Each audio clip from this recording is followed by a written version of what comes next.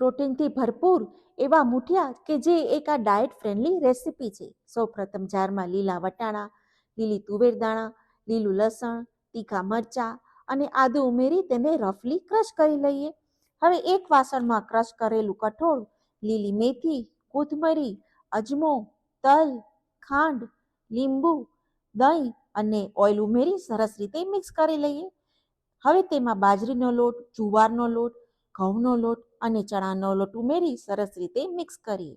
મસાલા માટે હળદર, ધાણા જીરું, હિંગ, મરચું, મીઠું અને ગરમ મસાલો ઉમેરી જરૂર પ્રમાણે પાણી ઉમેરી સોફ્ટ લોટ બાંધી લઈએ. હવે લાંબા લાંબા મૂઠિયા વાળી તેને સ્ટીમરમાં આપણે સરસ રીતે સ્ટીમ કરી લઈએ.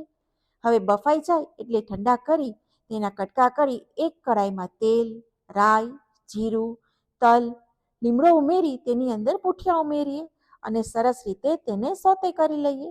તો બસ તૈયાર છે આ પ્રોટીનથી રીચ મૂઠિયા. તમે પણ ઘરે જરૂરથી બનાવો અને એન્જોય કરો.